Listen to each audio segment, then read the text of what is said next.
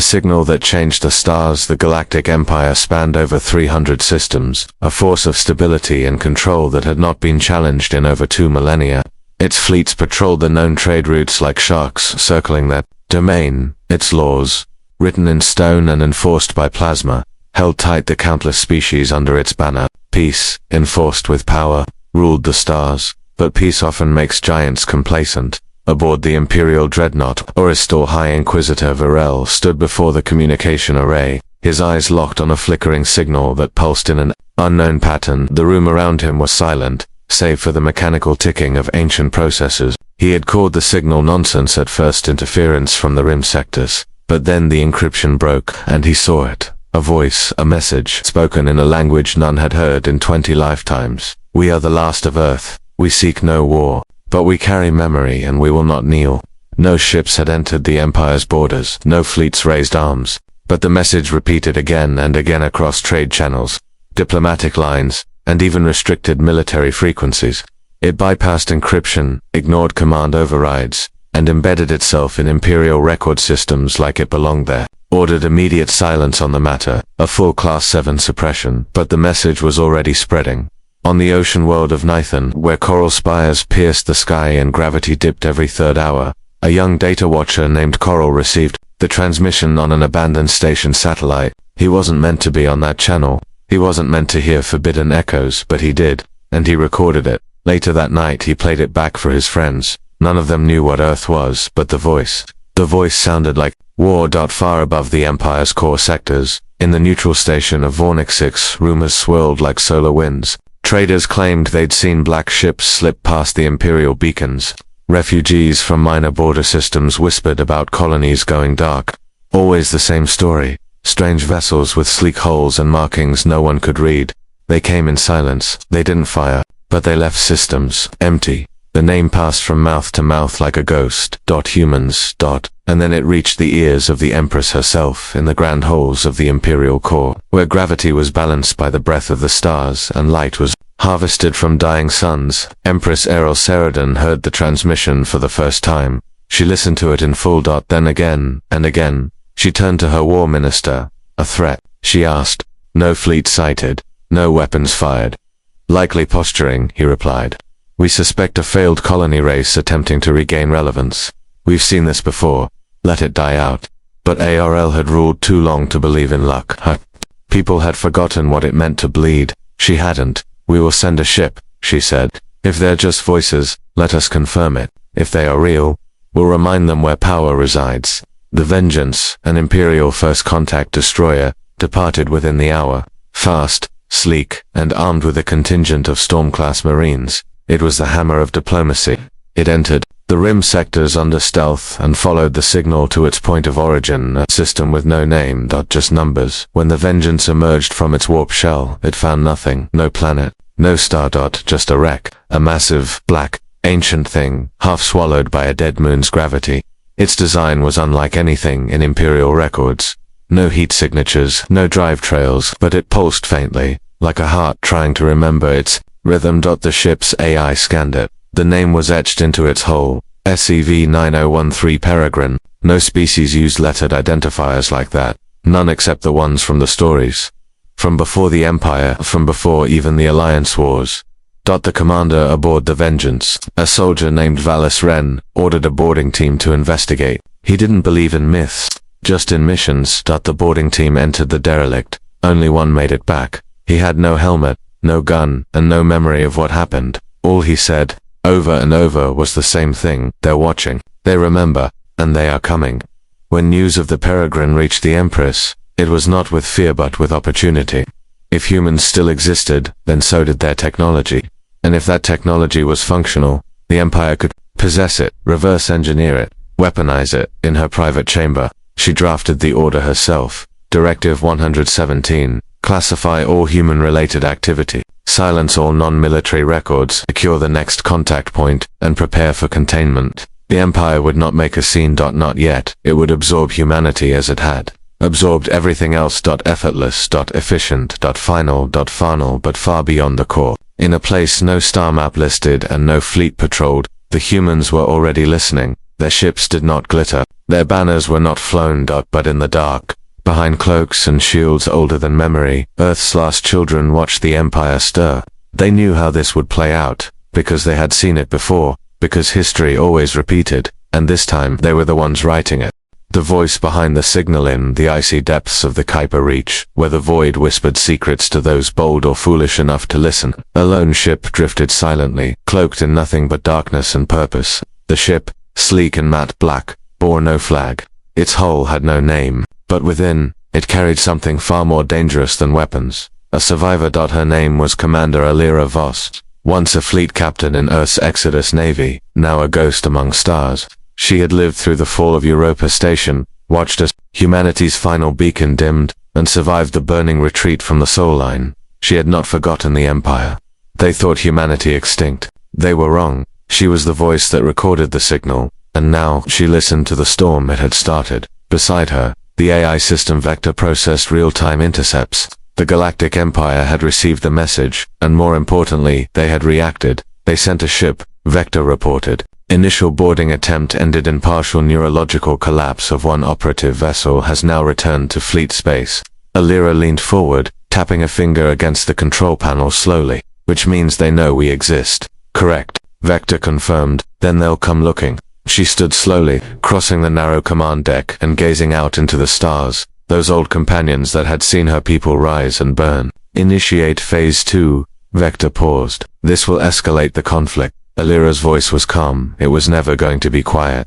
Across the Empire's inner sectors, whispers of the human anomaly spread through shadow channels, diplomatic messengers and black market info brokers. On fringe worlds, mercenaries debated whether the message was a trap. In the Imperial academies, instructors quietly pulled old logs from restricted libraries. Logs of battles that no longer appeared on official timelines. Stories of Terrans, not myths, not propaganda. Real wars, real resistance. There had been once a race that refused assimilation, that chose to vanish rather than bow. The Empire buried that history, but now it stirred again. In a sealed fortress on the moon city of Drelos Prime, the Empress summoned a meeting of her most trusted council. Only 6 individuals in the galaxy knew its location. All were veterans of campaigns that broke civilizations. Among them sat General Iker Malin, war sculptor of the Athari siege. Across from him, advisor Kayla Ven, who once brokered peace between 2 blood-warring gas giants, and at the head, beneath the imperial sigil of 3 suns and a broken chain, sat Empress Aral Seridan. She wasted no time.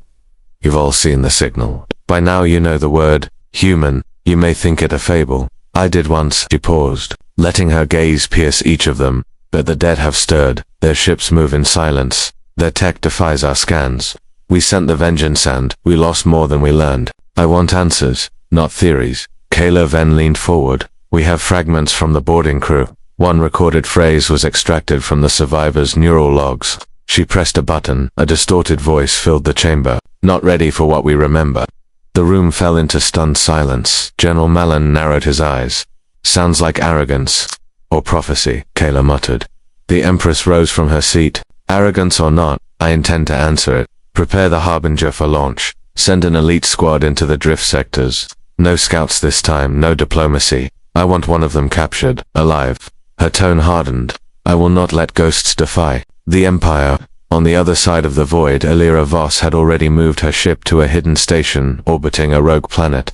There, she met with the last council of what remained of Terran command. They called themselves the Continuum. 7 war veterans, scientists, strategists, survivors. Each one carried a piece of the old world's knowledge, and none of them trusted the future. Commander Voss approached the table, removing her gloves. It started. They're mobilizing. An older woman nodded. Dr. Mira Ansel, the last surviving architect of the Aegis Shield network. Then the plan remains the same. We finish what they started 500 years ago. A man in a dark gray exosuit grunted. You want us to provoke them? We don't need to, Alira replied. They're already afraid. Fear makes empires stupid. Myra opened a hologram on the table, revealing the Empire's known supply corridors, border fleets, and regional governors. Strike here, she said, pointing to a logistical relay in the Velanix belt. It'll look like a pirate raid. But when they try to trace it, we let them. They'll follow the breadcrumbs straight to the Peregrine's crash zone, Alira added, and we'll be waiting. The man smirked. With what?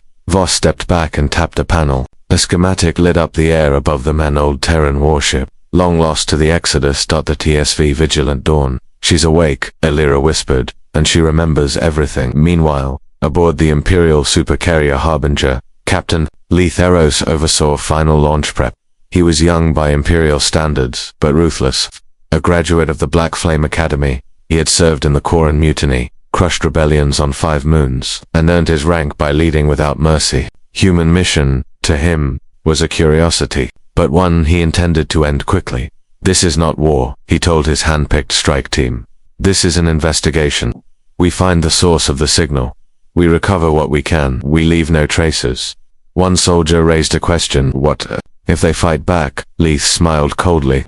Then they prove the story's true, and I'll show them what forgetting feels like. In the black between stars, 2 shadows moved closer. One ancient, patient, and angry. One arrogant, mighty, and blind. Neither knew what waited at the collision point. But the galaxy, for the first time in centuries, had begun to whisper again about the race that vanished, about the warning ignored, about the humans who never forgot. The dust of forgotten worlds. The world had no name. On official maps, it was catalogued only as Sector C for Delta, a barren red rock planet nestled beside a dying star. The atmosphere was thin, the terrain jagged. No native life had ever evolved there. The Empire had passed it by centuries ago, deeming it unworthy of colonization or resource extraction. But today, it held something priceless, the wreckage of a Terran outpost half buried beneath wind-blown stone and centuries of silence. And within its walls, a secret the Empire would kill to possess. Captain Leith Eros stood at the open hatch of his gunship, arms crossed behind his back as the red wasteland rolled beneath him. His armor, black and gold, gleamed under the filtered sun. The elite strike team behind him, 20 of the Empire's finest soldiers, stood in perfect formation, emotionless beneath their visors. Mark landing site Alpha, Leith ordered. Deploy recon drones, no patterns, scatter mode. The gunship responded in a smooth female voice. Confirmed. Drones launching. 4 shimmering spheres shot into the air, scattering in separate directions and sweeping the region with passive scans. A moment later, the main dropship touched down on the hard ground, kicking up clouds of red dust. Leith descended first. The silence struck him immediately. No winds, no echo. Just stillness. To still. Set perimeter. I want full atmospheric analysis and sensor triangulation. If anything breathes here, I want to know. The strike team dispersed quickly. Tents unfolded. Signal arrays rose. Power packs hummed.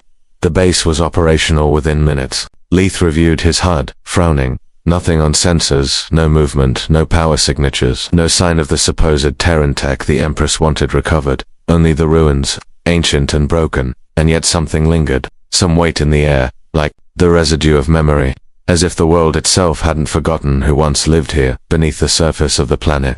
3 levels deep in the ruins of the Terran outpost, Elira Voss watched them through an ancient fiber-optic channel, her body wrapped in camo mesh and her eyes narrowed behind dark-tinted lenses. She counted them, tracked them, measured the way they moved. They brought elites, she whispered. Beside her, a young soldier sergeant, Cam Idran, a recent recruit, shifted nervously. Are we sure they found the relay? They found something, she said, but they don't understand what. Cam frowned. So, do we let them poke around? Elira glanced at him, and for the first time that day, smiled faintly. We let them believe they're in control. That's what makes the fall hurt worse. Back on the surface, the recon drones had finished their sweep. A young analyst named Durney reported from the mobile command tent. Captain Arrow's scans show a series of subterranean cavities consistent with structural remnants, not natural formations. Depth, Leith asked. Between 20 to 40 meters. Some tunnels seem partially intact. Leith tapped his chin. Good. Then we knock. He turned to his lieutenant. Take fire teams Gamma and Zeta. Breach one of the tunnel access points. Full insertion. Secure tech. Record findings. Do not destroy anything unless hostile contact is confirmed. The lieutenant nodded. And if we find them, Leith didn't hesitate. Eliminate. Bring the bodies. The breaching charge went off with a dull thud. A directed implosion designed to minimize damage while collapsing entrance debris. Dust filled the air. Lights snapped on. 2 teams descended into the darkness, rifles drawn. Armor lights flashing faint blue. They moved through the tunnels like shadows. No resistance, no sound. Only the remnants of human life, broken chairs, shattered data pads, long dead batteries, and the ever-present silence. Then the motion sensors CHIRPED. One by one, helmets blinked red. Then darkness. Gamma report. Came the command. Silence. Double quotes. Zeta, do you read? No reply. From the surface, Leith watched as the dots representing his teams blinked out. One after the other, he turned to the operator. Interference. The operator shook her head. Pale. Negative. Sir. There. Not offline. They're gone. Inside the tunnels, Sergeant Cam lowered his rifle, his breath still heavy from the strike. The Imperial troops had entered. Just as expected, an Alira's trap had worked to perfection. Hallways sealed behind them. Pulse nets activated. Stun bursts from the walls, targeted through decades-old security nodes only humans knew still worked. The elites never stood a chance. Cam stared at one of the fallen soldiers, armor cracked open like a tin shell. We didn't kill them, no, Alira said, kneeling to pull a small data chip from the corpse's belt. We learned from them. She held the chip up to the light. They came to capture, so we let them think they did. But this holds their troop encryption keys, language protocols, biometric logs. Cam blinked. You planned this from the start. Elira smiled, grim. The Empire thinks we're rebuilding. They think they found us too soon. She looked toward the tunnel's end, where another Terran operative waited with the next phase of the plan. But we've always been watching, and now we know their name. On the surface, panic had begun to spread. Letheros had lost 2 entire teams with no alarms, no gunfire, no warning. His ship had already begun initiating emergency recall. He stepped outside the tent, eyes scanning the horizon. Still no enemy in sight. But he knew this planet was not empty. He activated a signal beacon on his gauntlet. Priority relay to command. Package compromised. Hostiles confirmed. Requesting immediate extraction and suppression protocol clearance. A pause. Then the response came in a distorted voice. Denied. You were told to observe, not provoke. Fall back. Do not engage further. Leith clenched his fists. The Empire was underestimating them again. And somewhere deep below his feet, Elira Voss watched his signet pulse through space. Let them run, she said. We've already followed it home. Ashes of Empire. The Imperial fleet moved like a titanless, methodical, and crushing in its precision. For centuries, that tide had swallowed all opposition, leaving no trace but surrender or ash. But now, that tide had met resistance it couldn't measure. And for the first time in generations, it began to recede. From her command center aboard the TSV Vigilant Dawn, Commander Elira Voss stood with arms crossed as the tactical holofleet spun above the table. Dozens of glowing markers blinked red and blue representing outposts, trade routes, carrier lanes, and military patrols. But one blinking green dot pulsed steadily at the edge of Empire space. The Volonyx relay station. It was the artery for communications in 3 sectors heavily fortified, essential to fleet movements. Perfect. Her second in command, Lieutenant Sorin Cade, approached with a report pad. Stealth squad confirms the station rotates shifts every 18 hours. 4 hours ago, a supply cruiser arrived carrying Class E diplomats. Their clearance codes are real. Any chance of interception? Sorin shook his head. No traceable ID tags. They're invisible, just like we wanted. Elira nodded. Good. Initiate Opel Echo. The plan had been formed decades ago, when the Terran remnant still hid among the dust of dying moons and toxic asteroids. It relied not on strength, but silence. Not destruction, but exposure. The Empire was powerful, but it was arrogant, and arrogant leaves doors unlocked. The stealth cruiser approached the Volonyx relay without incident, broadcasting authentic diplomatic codes stolen during the outpost infiltration. The station's AI scanned and cleared the vessel with routine efficiency, never suspecting the crew aboard weren't Empire officials but ghosts of a race long thought dead. Inside the ship, Captain Rael Tran, a former cyber warfare officer from the Sol Ascendancy, prepared his team. He was calm, methodical, lethal. We go in quiet. Disable comms, reroute all outbound data through our relay node. I want them broadcasting our message before they realize it. His team nodded. 5 operatives in adaptive armor, faces obscured, hearts steeled. They boarded the station within 15 minutes of docking. And within 22 minutes, the Volonyx relay station began sending a new transmission across the Empire. Not orders, not codes, HUD, but history. Every screen on the relay flickered. Every console locked. and every station officer on shift watched in stunned silence as the old Terran corn-scorched, but unmistakably appeared on screen, followed by a woman's voice, elirasvoice.com. Cold, measured, you tried to erase us. You buried our name, you called us extinct, forgotten. The video feed shifted to grainy war footage, Terran vessels battling Imperial cruisers in ancient battles, once denied by official records, footage from the Exodus, the Europa break, and the siege of Luna. Her voice continued, but memory does not fade in silence, and we do not kneel in the dark. We warned you once, you chose to forget. Now we remind you. The final image on every screen, a map of Imperial territory highlighted with 12 pulsing red zones, each representing a vulnerable node. The message ended, and the station went dark. Back aboard the Vigilant Dawn. Illyra watched the feed spread like wildfire across border systems. Pirate clans, merchant guilds, even isolated governors began forwarding the message, curious, afraid, intrigued. It was no longer just data, it was a spark, and sparks set fire. Saren leaned close. We've confirmed the Empire scrambled emergency, fleets to 6 sectors, but it's reaction, not strategy. They're panicking. Illyra smiled, bitter they should. She turned to her Coombs officer. Patch me through to the Orion team. We move in 48 hours.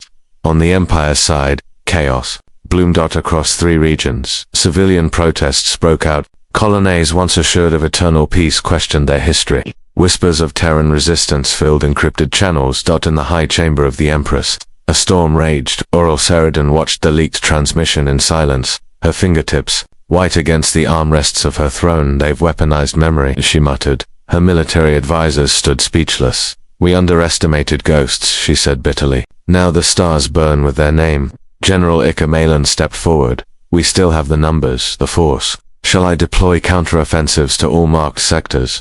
No, Errol said slowly. That's what they want. We scatter. They cut deeper. She turned toward her intelligence minister. Find me their voice. The one who speaks in shadows. I want her name, her origin, and then I want her turned to dust. On the far moon of Dossanin, Illyra stood before a crowd of Terran survivors, miners, engineers, and soldiers. They were tired, weathered, but listening. For the first time in decades, she addressed them not as remnants, but as warriors. You were told we were broken, that we lost the right to rise. But today they heard our name again, and tomorrow they'll learn what it means. Cheers echoed across the cratered land. Behind her, the engines of old Terran ships roared to life. After years of silence, rust peeled from their hulls. Weapons hummed with renewed charge. The fleet was waking. Somewhere deep in Empire space, a small fleet of stealth ships moved through forgotten channels. That their crews were young, but their cause was ancient and etched. On every bulkhead, every uniform, every heart, was a single line. We do not kneel. The night the Empire bled, the Empire built its war machine on Veridon Prima, fortress world of blackened steel, buried furnaces, and foundries that never slept. It was the source of dreadnought hulls, of stormtrooper armor, of the pulse cannons that had erased entire moons in earlier campaigns. The planet was not beautiful, not green or blue, but in the Empire's eyes, it was holy. It had never seen war. Until tonight. In high orbit, cloaked within the magnetic shroud of Veridon's rings, 3 Terran vessels drifted silently like shadows, cast by forgotten stars. Aboard the lead ship, the TSV Nomad Captain Lya Vanek, an engineer turned war strategist, stood over a series of holographic overlays. His face bore the pitted scars of radiation burns, and his voice carried the calm of a man who had buried too many regrets. They've tripled their patrols since the relay breach, said his second-in-command, Major Israel Lewin, her fingers dancing across the controls. They're afraid of ghosts, Vanek said dryly. Let's become them. The plan was simple in theory. Strike the Empire's heart of production, not to destroy it entirely, but to cripple its expose its vulnerability. The damage wouldn't end the war, but it would change the narrative phase. One began with a signal echo, a duplicate of the Imperial fleet's own recognition algorithm, broadcast through the planet's automated arrival system. The planetary A is still blind to human encryption. Layers welcomed the incoming supply freighters without suspicion. Phase 2, infiltration. 20 elite Terran drop teams descended in reconfigured mining pods, slamming into Veridon's industrial zones at terminal velocity before ejecting. With shielded parachutes just above the surface, Each team had a target refiner, coolant plants, gravity regulators, and atmospheric filters. Soft spots hidden inside armor. Inside a gas forge station 3 kilometers beneath Veridon's crust, Lieutenant Tomo Vex led Team 7 through molten corridors laced with heat and fire. The air scorched lungs, the walls pulsed with radiation, and the ground shook with the rhythm of mining drills. But Vex moved like he belonged here. He and his team had lived in worse. He rigged plasma destabilizers to the central manifold and set the timer. 3 minutes, he whispered. Then we melt their sky. In the orbital sky, Empire Control finally noticed the anomaly. The incoming freighters weren't requesting departure codes. And their signal tags were beginning to fragment, scramble. Air Security, barked Fleet Overseer Trill Vaughn, sweat blooming on his brow.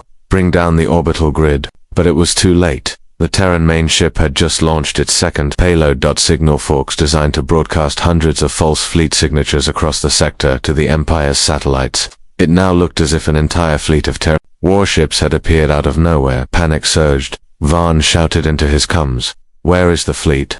Why aren't our defenses responding? A technician turned with trembling hands. Sir, our firewalls are singing. They're playing music, sir. Earth music. The song playing across Veridon's defense systems was centuries old, that it had no words, only piano. But to those who recognized it, the tune was unmistakable. Beethoven back on the ground. Explosions lit the night like artificial stars. Chemical refineries burst into plumes of green fire. Steel silos cracked and crumbled under the weight of their own contents. Gravity locks buckled. Steam geysers broke through reinforced ceilings, turning roads into boiling rivers. Veridon Prime had never tasted fear until now. Captain Vanek stood calmly as seismic data scrolled across his screen. All teams report successful detonation, Isra confirmed. Vanek nodded, signaled the withdrawal. Their job was not conquest, it was humiliation. The strike had taken precisely 9 minutes. By the time the Empire launched its counterstrike, the Terran drop teams had already been extracted by suborbital pods and launched into the Nomad's hangar bays. No one was left behind, no one was captured, only ashes remained. Hours later, the first Imperial recovery fleets arrived at Veridon Prime. They found the foundries dark, the planetary defense systems locked in diagnostic loops. Communications scrambled, and worst of all, the factories weren't just damaged, they had been exposed. Exposed as mortal.